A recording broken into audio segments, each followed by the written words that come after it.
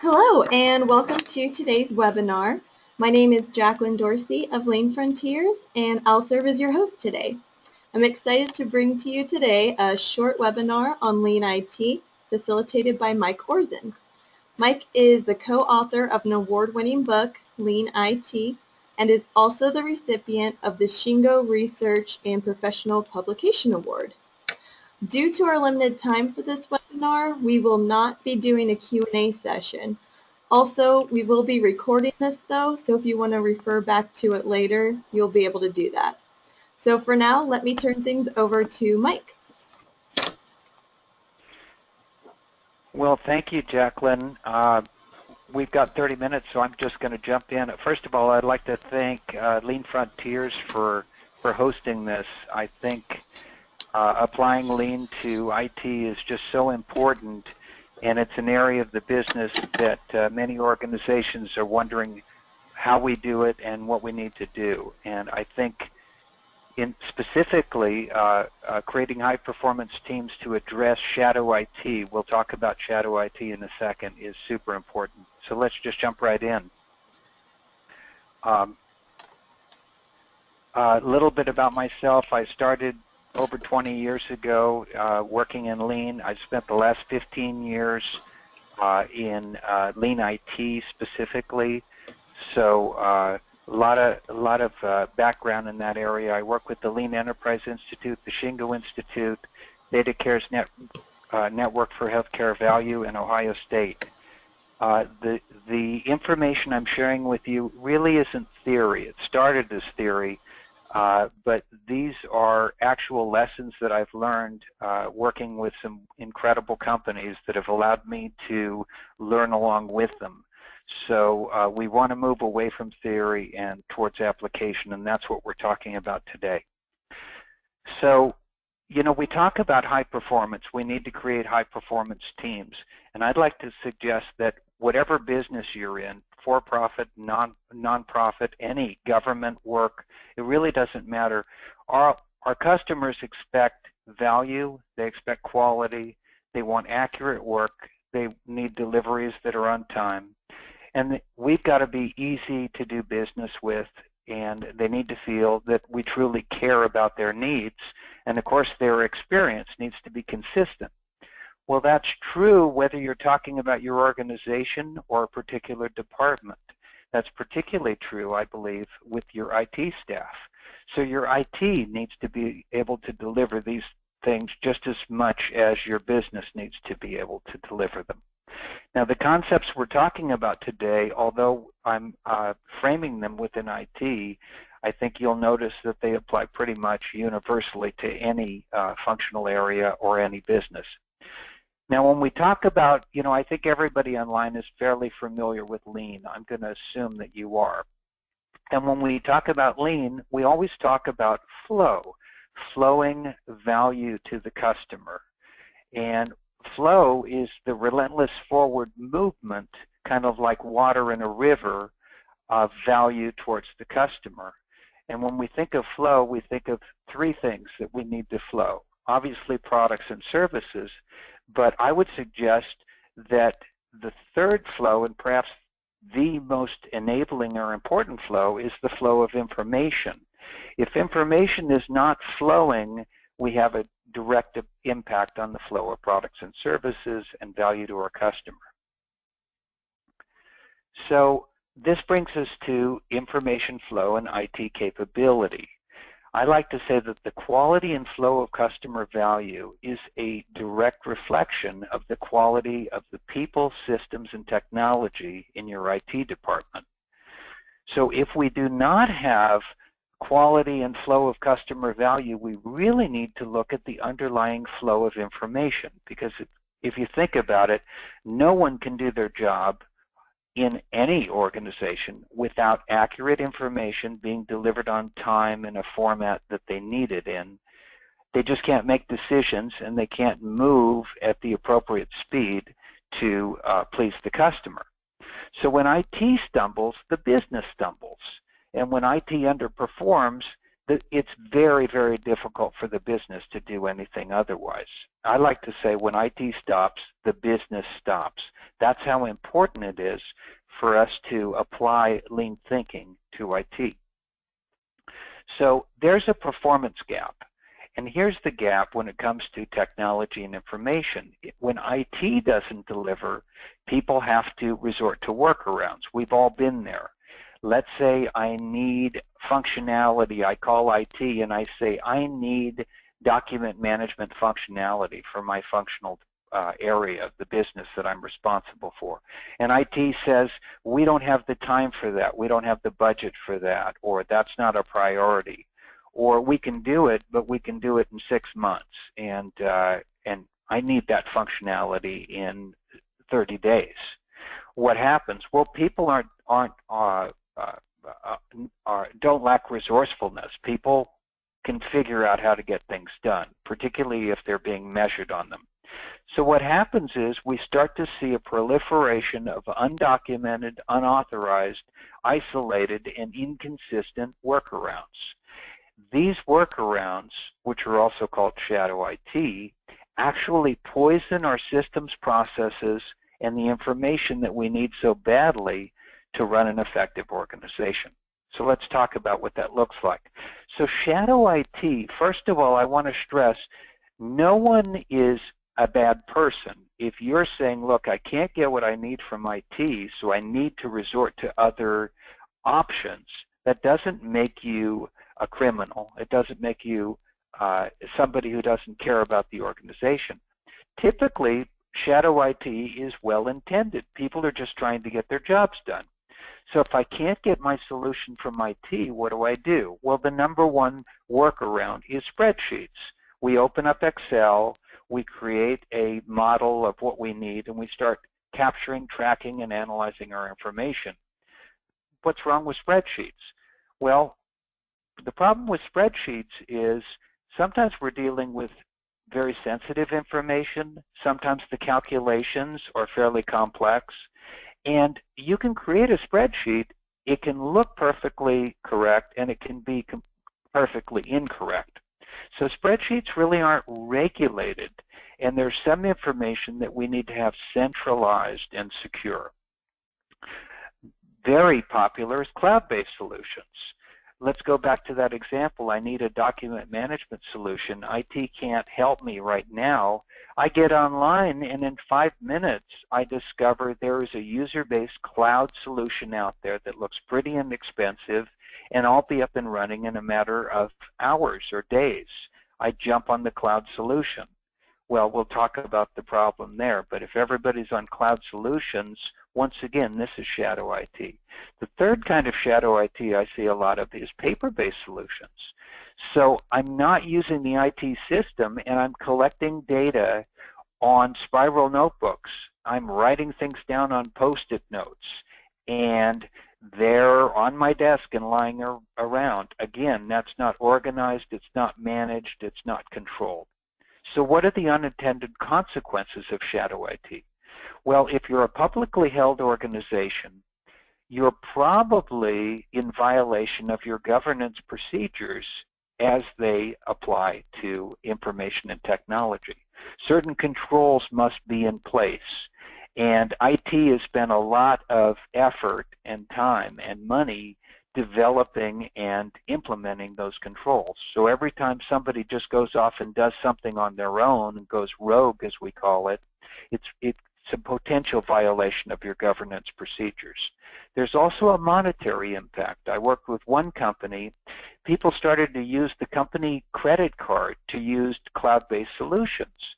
What they discovered a year later was that they were spending tens of thousands of dollars a month with being charged with recurring fees for cloud solutions that people were only occasionally using or not using at all. So it wasn't being managed. It was kind of an open wallet for spending money. Also with shadow IT, we see duplication of solutions and technical debt. Let's take those one at a time. Duplication of solutions means we've got 4 different systems out there that are basically doing the same thing or running the same kind of work. Why? because it was never coordinated. So supply chain went out and developed their own solution or acquired their own solution. The marketing department did the same thing with a different solution. And what we end up with is a very strong form of waste because we've got redundancy in our solutions. Technical debt is when we do these quick workarounds without documenting what we've done. Layer upon layer of technical debt creates a situation where when we need to upgrade the system, when we need to make changes, or when there's a major problem in the system that needs to be debugged, it's almost impossible to figure out what's going on because we don't have a fully documented system. Technical debt is all about shadow IT and the layers of mystery that nobody knows about. The next problem with shadow IT is we get unsupported solutions. So this is where somebody gets online, finds a solution that they can bring in-house without working with IT, but then there's a problem and they call IT for support.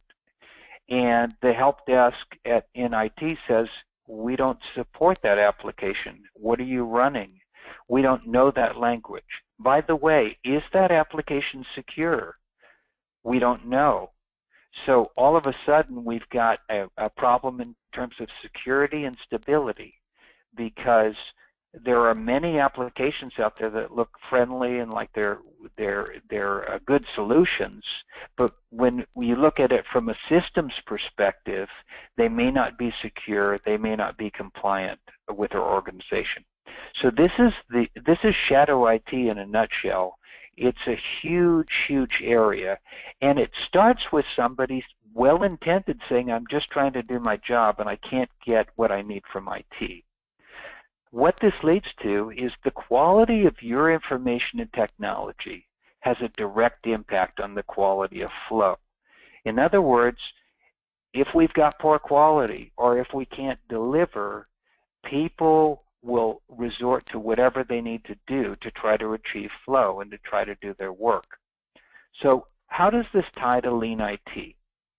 Well, first of all, let's define Lean IT. Lean IT is the application of lean thinking to information, communication, and technology. So what's lean thinking? If you ask 20 people, you'll get 20 different answers. Well, I like to say this picture is a good depiction of lean thinking.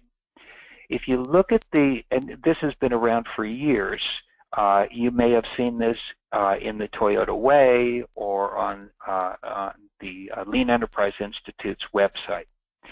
But at the top of this diagram, you see the goals. We want best quality. We want low cost. We want short lead time. We want great safety. We want high team morale. At the bottom of this diagram, you see the foundation of lean thinking, which really is learning cycles of experimentation, reflection, learning, and application, or PDCA as we all know it. But I think the two pillars are the most important or interesting part of this diagram. The pillar on the left, most people are very familiar with. It's continuous improvement. This is where all the tools of Kaizen live. So this is value stream mapping, A3 development, root cause analysis, 5S, all the tools that we're familiar with. They live over here, and most organizations have great experience in this area. But look at the other pillar on the right, respect for people. When I go into organizations and I ask them, do you respect your people? They always say, of course we do. It's one of our values. We value our people the most. They're our most important resource. I say, what are the specific behaviors required of leaders and managers to demonstrate respect for people and actually leverage respect for people to drive lean thinking? Often I get blank stares. The question here is, or the answer here is, you know, we don't have specific behaviors, but we know when we're respecting people, and we know when we're not. Well, I would say that's not specific enough. And at the end of this workshop, Jacqueline will be sharing an opportunity for you to learn a lot more about respect for people. So Let's bring this to work systems. I'd like to say that work systems are synergistic. We have systems that can work together, building on respect for people, that drive the teamwork, the engagement, and the accountability that we're looking for, ultimately for high performance in IT, so we can create the flow, and we can also start to stem the tide of shadow IT. So we've got visual management, not passing a known defect forward, standardized work and problem solving, and one-piece flow, or creating a flow. What are we trying to do? Well, we're trying to create that synergy, that centerpiece where all these pieces come together to create a culture of accountability. So what we want to do is we want an environment where people see, know, and act as a team. They also are living in conditions where it's easy for people to work together. So we foster teamwork. We develop effective teamwork using the systems, not just these 4 systems, but these are 4 of the most important ones, or our most significant ones. And last but not at all least, we develop individual capability. I call it responsibility. Individual capability for people to respond, to solve problems. But the trick is people learn individually and they act individually, but typically they can only solve problems working with others. So we need people that can communicate and effectively work in teams, and at the same time have the initiative to be individual contributors. So teamwork, what does that look like? Well, visual management systems and daily stand-ups often go together. If your visual management system is effective, your team can see real-time whether they are winning or losing, whether they're on schedule or behind schedule, whether they're pleasing their customers or not. They also need to be able to see what okay versus not okay work looks like. I like to say everyone's got 2 jobs. Do your work and improve your work. In a visual management system and reinforced with daily stand-ups, we can focus on people whether or not they're focusing on both their jobs, not just doing the work but improving the work. A visual management system also enables a team to escalate those issues that are beyond their circle of control. And often I see organizations where if it's beyond your circle of control, you just give up because there's nothing to do, or you tell your boss. This is a formal escalation process, and teams need this. Engagement. When we talk about engagement, we're talking about behavior-based activity. We make everything visual, and we say to our team that the only bad problem is a problem that is hidden away from sight. So we want to create a culture and an environment that is blame-free, where people feel socially safe to talk about what's working and, more importantly, what's not working. We celebrate those issues because that's the work that we need to do. And what's so amazing is when you create this kind of a work environment, people work harder than they've ever worked before, but they also say they've had more fun at work than they've ever had because they're working on meaningful problems that affect them, that contribute to the organization, and that release a kind of a new energy. Well, when I see this on teams, it's just fantastic. People kind of blossom. They come out of their shells. It's, like I said, it's tough work, but it's very rewarding. When I've got the teamwork and engagement, really the outcome is accountability. And I like to point out that accountability cannot be assigned or delegated. It's got to be picked up or taken by the person. If I hold you accountable for something and walk away, and I'm your boss and I say, you're being held accountable, you haven't really accepted accountability. What you've accepted is an obligation to perform. That's very different than accountability. Real accountability has to be self-assumed. The person has to identify with the assignment and say, I'm picking this up, I own it. When we've got real accountability, we start to move towards a high-performance team. As you can see, the glue for all of this is respect for people. So we create a safe work environment where we use what we call brutal honesty. Brutal honesty means we're going to be brutal. We're going to be so honest that sometimes it's going to hurt, but we're doing it out of respect for each other. We're just going to call it like it is. We're going to create transparency. Why? So we can develop stable, capable work processes. We'll need management support. We'll need to focus on process, not blaming people. And we need to develop people, improve process, and then introduce technology in that sequence, not start with the technology. Always people, process, technology in that order. Then we move to trial and discovery.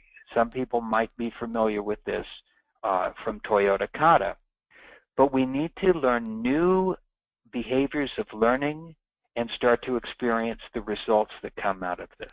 So this is really deeply living PDCA. What happens when we create that safe environment, work on process, and start doing real PDCA is we create an environment of mutual trust. That mutual trust reinforces the engagement, the teamwork, and the accountability. So for more information on this particular topic, I would highly recommend that you look at my first book. If you're not in IT and you say, well, I don't know if I'm that interested in a book on lean IT, I recommend that you get the book and give it to your CIO or your IT director or somebody in the IT department that you work with, so they'll open it up and they'll read it.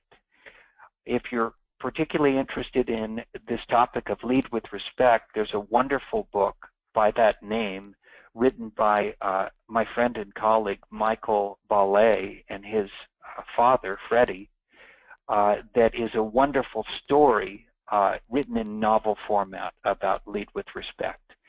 And last but not least, our second book is coming out in November of that should be 2015. So it's just 2 months. It's not November of 2016. And that book is called The Lean IT Field Guide. And that's a real roadmap, much more of a how-to book, moving away from the theory, relies on a lot of examples on actually how to transform an IT organization in support of creating this kind of a work environment. You can pre-order that book on crcpress.com. You can find all 3 books on Amazon and as well. So with that, I'd like to thank you. If you have, we don't have time for questions today. If you have questions or you would like more information, there's my contact information. You can follow me on Twitter as well, but I'd be happy to hear from you. Jacqueline?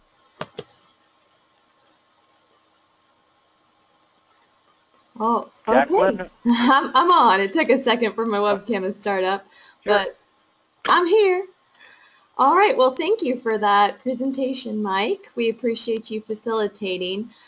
Before we close today, and I'm trying to bring it up right now, but we do have a couple things we wanted to talk about.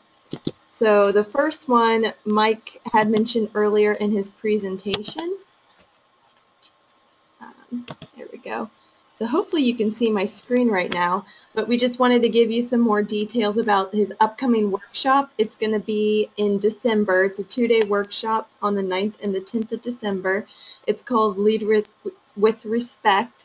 So it goes into a little more detail on what we talked about today, and you get a really hands-on focused approach on it. We're taking registrations now, so if you want to get more information on this, you can visit www.leanfrontiers.com/workshops, and there'll be more information available to you for this workshop. Was there anything else you wanted to mention about it, Mike? Sure. First of all, I'm seeing you. I'm not seeing your screen. Is your screen showing? I did. Maybe. So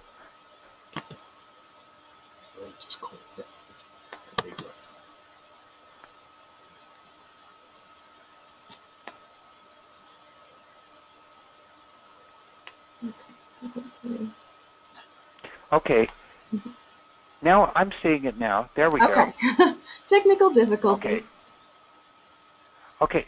So anyway, this workshop was a year in the making. I contacted the author of Lead with Respect, Professor Ballet, in Paris, and I was so impressed with the book, I asked him if he was going to develop a workshop, and he said no, he had no intention.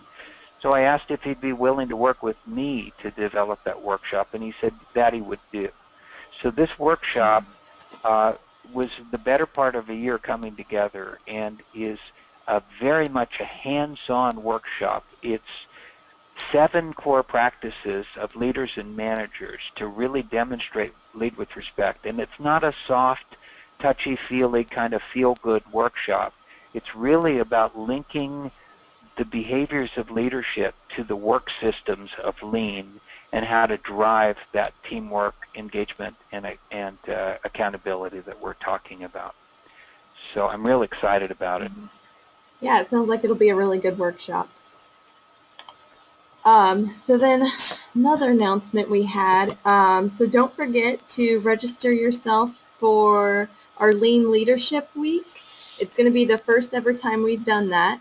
And Lean Leadership Week is made up of 3 events, and it's during the week of October 5th, so it's about a month away, right around the corner here, and it'll all be taking place near Jacksonville.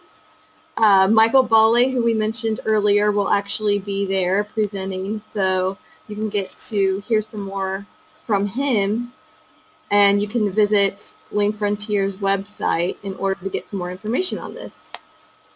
And last but not least, we wanted you all to be the first to know that we will be having a new Lightwise coming in 2016. So if you can visit www.lightwise.me and you submit your name, you'll be the first to know what the updates are with that. So again, to wrap up, as mentioned previously, this webinar is being recorded, so you can look for an email following our time together for a link to the recording. Feel free to share this throughout your organization. And again, thank you, Mike, for facilitating today, and thanks to each of you for participating in today's session. Goodbye.